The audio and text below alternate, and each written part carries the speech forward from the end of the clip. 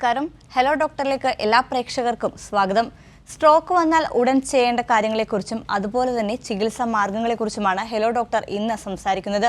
നമുക്കൊപ്പമുള്ളത് Kottayam government medical കോളേജിലെ neurology വിഭാഗം പ്രൊഫസറും അതുപോലെ തന്നെ വകുപ്പ് മേധാവിയുമായിട്ടുള്ള ഡോക്ടർ വി ബീനയാണ്. ഡോക്ടർ, ഹലോ ഡോക്ടറിലേക്ക് സ്വാഗതം.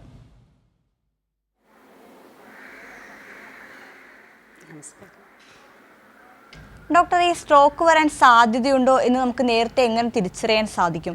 അതായത് ഈ ശരീരം മുൻകൂട്ടി നൽകുന്ന സൂചനകളുണ്ടോ? അതൊക്കെ എന്തൊക്കെയാണ്?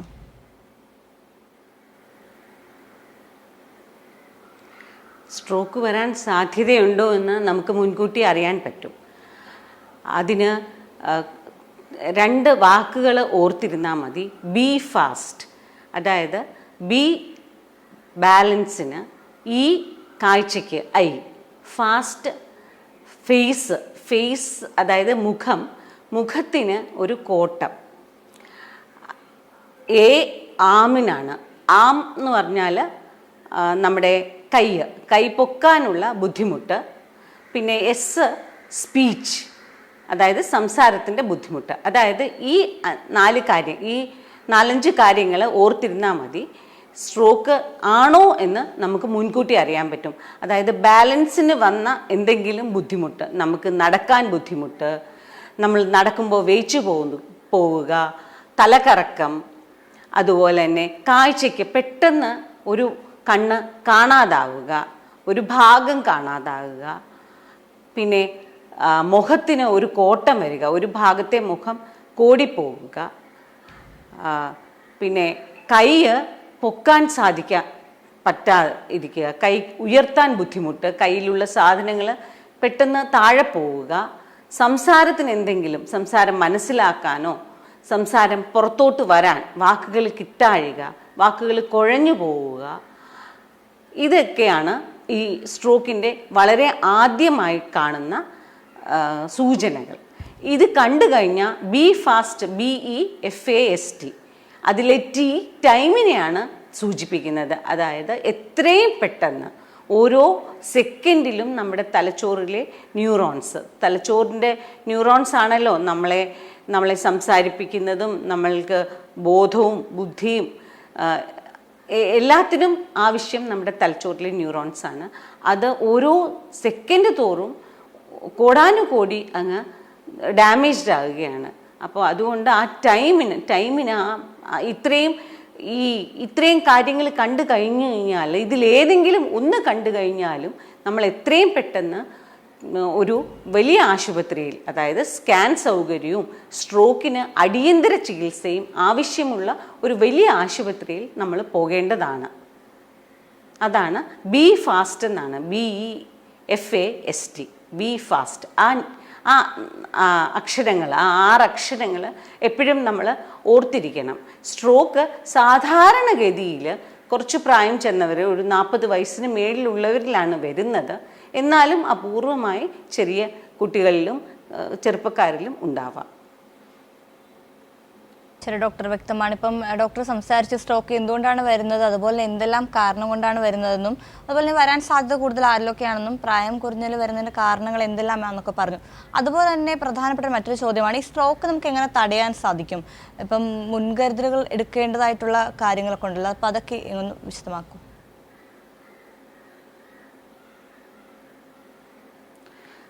സ്ട്രോക്ക് സാധാരണഗതിയിൽ മുമ്പ് പറഞ്ഞതുപോലെ 40 വയസ്സിന് മുകളിലുള്ള പ്രായം ചെന്നവരിലാണ് വരുന്നത്.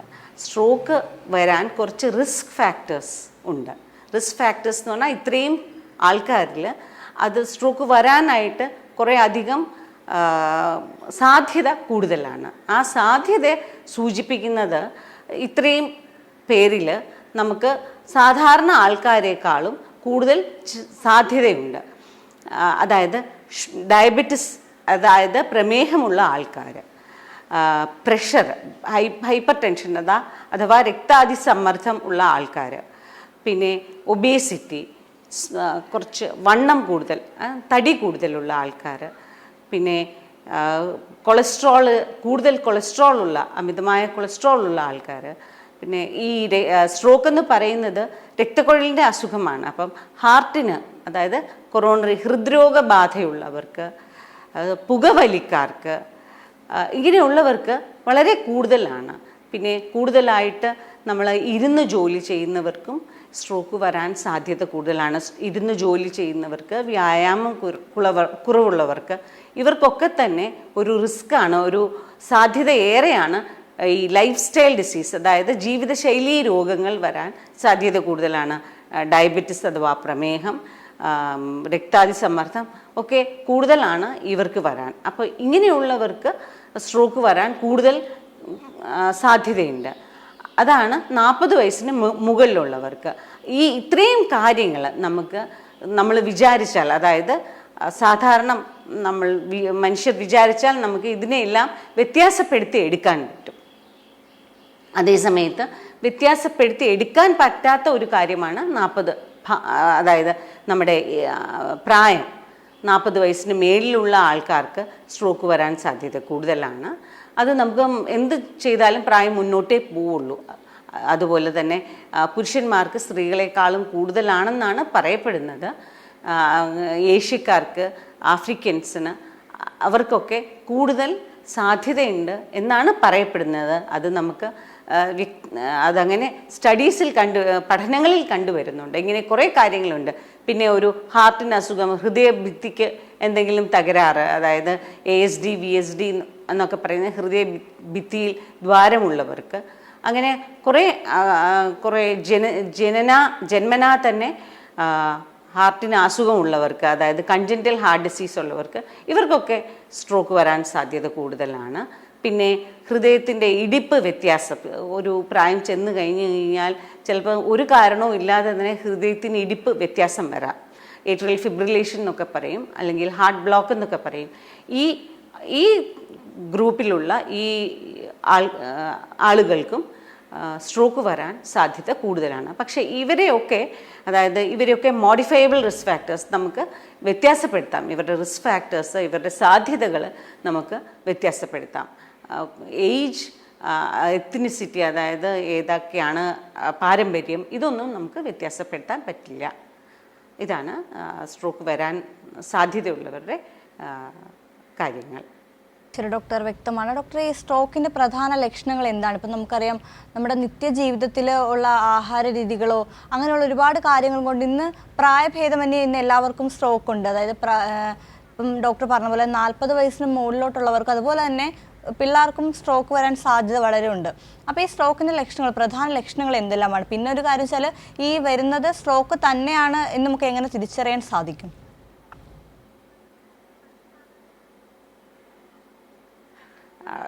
ഒരു സ്ട്രോക്കിൻ്റെ ഒരു പ്രത്യേകത എന്താണെന്ന് വെച്ചാൽ, അതിന് സാധാരണ നമ്മളെപ്പോഴും ആശുപത്രിയിലേക്ക് പോകുന്നത് പനി, വേദന, അങ്ങനെയുള്ള കാര്യങ്ങൾക്കാണ്.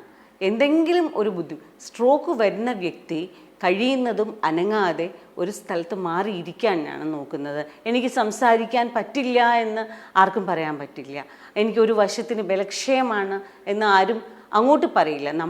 അത് കാരണം ഈ സ്ട്രോക്കിൻ്റെ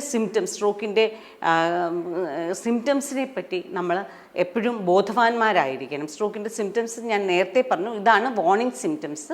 ബി ഫാസ്റ്റ്.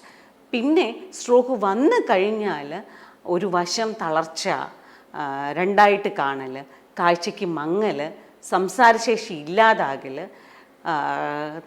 നടക്കാനുള്ള ബുദ്ധിമുട്ട്, നടക്കുമ്പോൾ വേച്ചു പോകുന്നത്, ഒരു വശത്തോട്ട് മറിഞ്ഞു പോകുന്നത്, തലകറക്കം, ഛർദി, ഇതൊക്കെ സംസാരത്തിന് കുഴച്ചിൽ, സംസാരം ക്ലിയർ ആവാതിരിക്കുക, സംസാരശേഷി പാടെ നഷ്ടപ്പെടുക, ഇതെല്ലാം സ്ട്രോക്കിൻ്റെ സിംറ്റംസാണ്.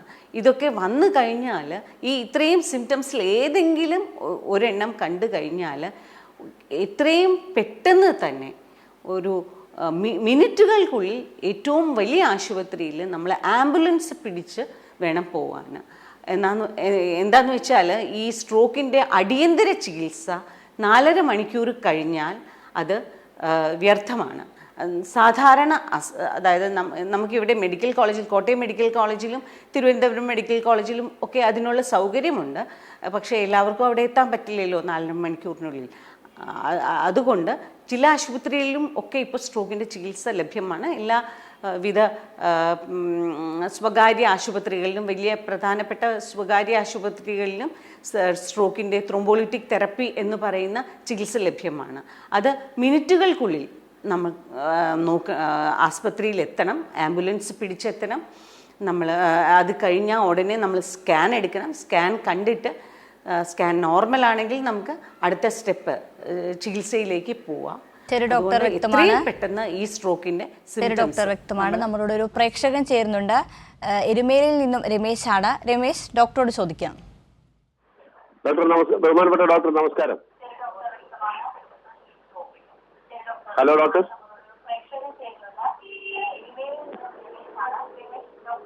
ഹലോ രമേശ്, ടിവിയുടെ സൗണ്ട് ഒന്ന് കുറച്ചിട്ട് ശ്രദ്ധിക്കൂ.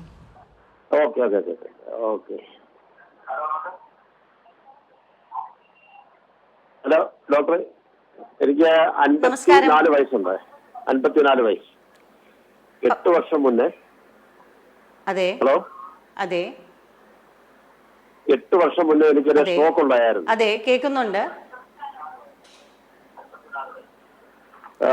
സ്ട്രോക്ക് ഉണ്ടായപ്പോ എന്റെ വലത് സൈഡ്, മുഖത്തിന്റെ ഒരു വലത് സൈഡ് സെക്കൻഡ് കൊണ്ട് കൂടിപ്പോയി. അപ്പോൾ എനിക്കിതേ കുറിച്ച് അറിയാവുന്നതുകൊണ്ട് ഞാൻ കണ്ണാടിയിൽ നോക്കി 2 സൈഡും വീർപ്പിച്ചു നോക്കി. കവിള് 2 വീർപ്പിച്ചപ്പോൾ കുഴപ്പമില്ല. ഡ്രസ് ഊരി 2 സൈഡും ഞുള്ളി നോക്കി, കുഴപ്പമില്ല. അപ്പൊ തന്നെ തൊട്ടടുത്ത ആശുപത്രിയിൽ പോയി. ലാസ്റ്റ് മെഡിക്കൽ കോളേജിൽ, ബഹുമാനപ്പെട്ട ഇവിടെ കോട്ടയം മെഡിക്കൽ കോളേജിൽ വന്നു. അവിടുന്ന് സിലാക്കാറ്റൻ എന്ന് പറയുന്ന ഗുളിക ബിപിക്കും പിന്നെ സ്ട്രോക്കിനുള്ള ഗുളിക 8 വർഷമായിട്ട് കഴിക്കുന്നുണ്ട്. എനിക്കിപ്പോ അറിയേണ്ടത്, നമ്മൾ ഈ ഗുളിക കഴിക്കുന്നുണ്ട് എന്ന് പറഞ്ഞ് ഇനി സ്ട്രോക്ക് വരുമോ, അല്ലെ വരാതിരിക്കാൻ സാധ്യത, അതോ ഇനി വരാൻ സാധ്യതയുണ്ടോ എന്നുള്ളതാണ് എനിക്കെന്ന് അറിയേണ്ട ഒരു കാര്യം. ഇതിന് ഈ ഗുളിക മാറേണ്ടതായിട്ടുണ്ടോ? സ്ട്രോക്കിന്റെ ഗുളിക, ബിപിയുടെ ഗുളിക മാറേണ്ടതായിട്ടുണ്ടോ? ഇത് സാധാരണ ചെയ്യുന്നത് ഗുളിക തീരുമ്പം അപ്പോഴേ ചെന്ന് മെഡിക്കൽ സ്റ്റോറിൽ ചെന്ന് ഇത് മേടിക്കുക ചെയ്യുന്നത്. ഒരു മെഡിക്കൽ കോളേജിലോട്ട് ഇപ്പം വന്ന് ഡോക്ടറെ കാണാൻ എരുമേലിയിൽ നിന്ന് അത്ര ദൂരമുണ്ട്. അപ്പം ഇനി ബിപിയുടെ ഗുളിക മാറേണ്ടതായിട്ടുണ്ടോ എന്നാണ് അറിയേണ്ടത്. സ്ട്രോക്ക് സംബന്ധിച്ച ഒരു അസുഖങ്ങളും എനിക്ക് ഇപ്പം ശരീരത്തിൽ കാണാനില്ല.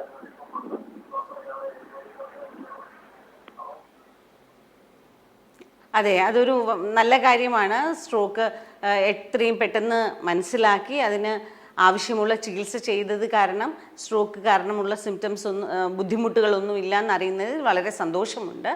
ബിപിയുടെ കാര്യമാണ്. ഈ രക്തസമ്മർദ്ദം എന്ന് പറയുന്നത് നമ്മൾ എപ്പോഴും മാസത്തിൽ ഒരിക്കലെങ്കിലും ഒരു ഡോക്ടറിനെ കണ്ട് ബ്ലഡ് പ്രഷർ നോക്കി അതനുസരിച്ച് മരുന്ന് വ്യത്യാസപ്പെടുത്തണം. ഇപ്പോൾ ഡോക്ടറിനെ കണ്ട് ബ്ലഡ് പ്രഷർ നോർമൽ ആണ് എന്ന് പറഞ്ഞാൽ അതേ മരുന്ന് തുടർന്നാൽ മതി. പക്ഷേ ഇപ്പോൾ സിലാക്കാർ, ഡോക്ടർ രമേശ് കഴിച്ചുകൊണ്ടിരിക്കുന്ന സിലാക്കാർ മരുന്ന് കഴിച്ചുകൊണ്ടിരിക്കുമ്പോൾ തന്നെ ബ്ലഡ് പ്രഷർ നോർമൽ ആണെങ്കിൽ അത് തന്നെ തുടർന്നാൽ മതി.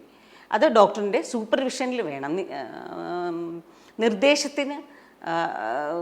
നിർദ്ദേശത്താൽ വേണം അത് തുടരുന്നത്.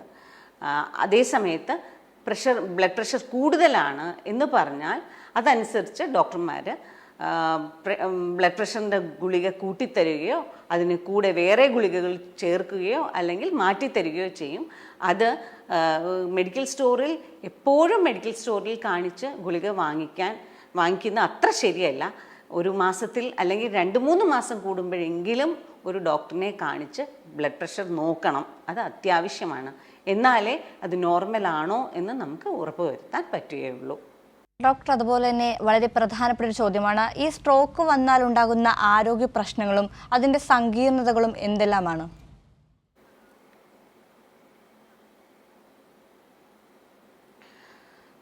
സ്ട്രോക്ക് കാരണം വളരെ ബുദ്ധിമുട്ടാണ്.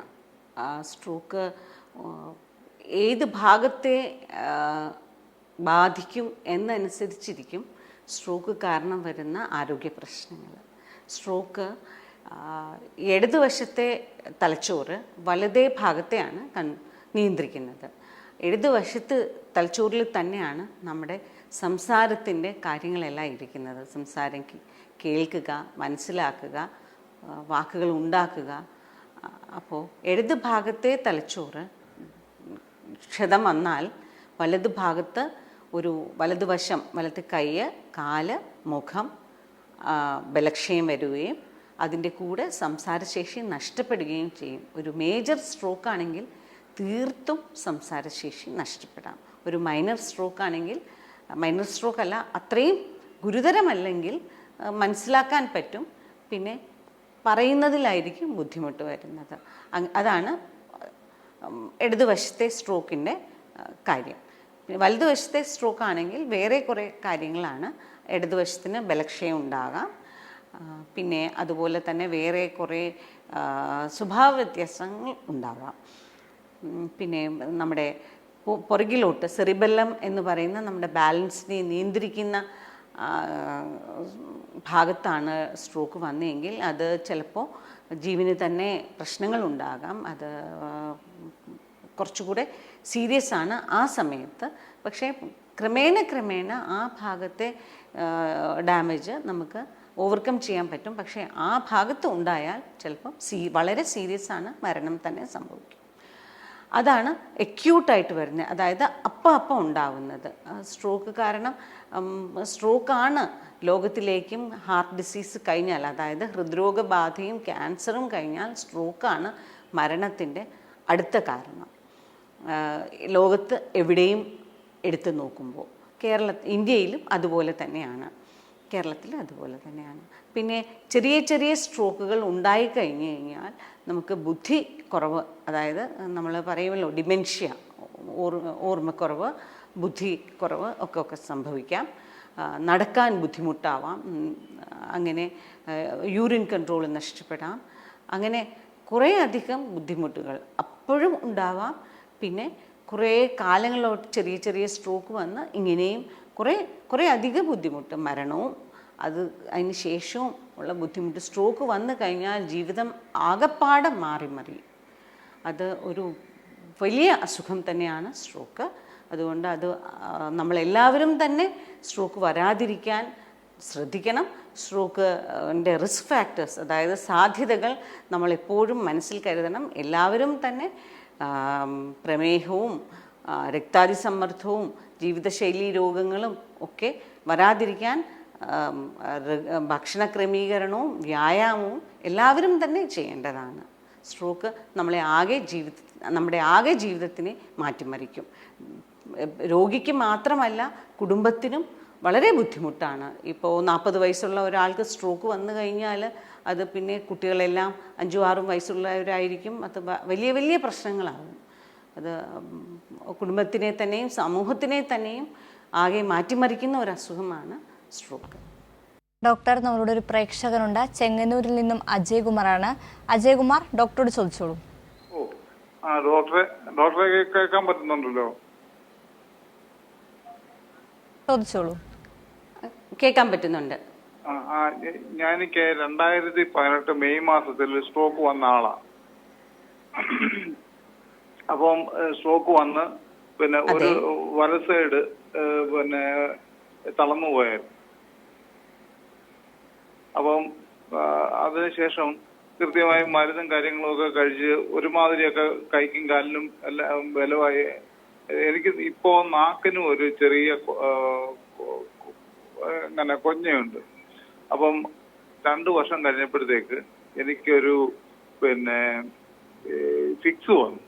എൻ്റെ ജീവിതത്തിൽ ഇന്ന് വരെ ആ ഫിക്സും വന്നിട്ടില്ല, അതിനു മുമ്പ് വന്നിട്ടുമില്ല, അതിനുശേഷം ഇതുവരെ ഉണ്ടായിട്ടുമില്ല. പക്ഷെ ആ ഫിക്സ് വരാനുള്ള കാരണം എന്താണെന്ന് അറിഞ്ഞേക്കൊള്ളാം. അതുപോലെ അതിനുശേഷം നടക്കാനും പിന്നെ ഈ കൈ സ്വാതന്ത്ര്യമായി പൊക്കാനോ എടുക്കാനോ എവിടെങ്കിലും ഒന്ന് പിടിക്കാനോ ഒന്നും വേണ്ടി കഴിയാത്ത ഒരു സ്ഥിതിയാണ്. ഇതിന് മാറ്റം വരുമോ, എന്താണ് ചെയ്യേണ്ടതെന്ന് അറിഞ്ഞാൽ കൊള്ളാം.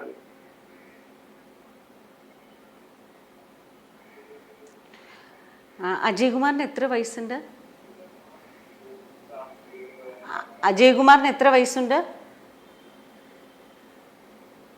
ഞാന് 52. സ്ട്രോക്ക് കഴിഞ്ഞാല് 52. ഷുഗർ ഉള്ള ആളാണോ? ഡയബറ്റിസ് ഉള്ള ആളാണോ? ഡയബറ്റിസ് ഉള്ള, പ്രമേഹമുള്ള ആളാണോ? അല്ല അല്ല അല്ല അല്ല ഇല്ല അല്ല ഇല്ല ഇല്ല ഇല്ല ഇല്ല. സ്ട്രോക്ക് അതെ, സ്ട്രോക്ക് വന്നവരിൽ അപസ്മാരം, അതായത് ഫിറ്റ്സ് വരാൻ സാധ്യത സാധാരണക്കാരെക്കാളും കൂടുതലാണ്. ഇത് 2 വർഷം മുമ്പ് ഉണ്ടായതാണ്, ഒറ്റത്തവണയെ വന്നിട്ടുള്ളൂ. അപ്പോൾ അപസ്മാരത്തിൻ്റെ മരുന്നും സ്ട്രോക്കിൻ്റെ മരുന്നും കഴിച്ചുകൊണ്ടിരിക്കുകയാണ്.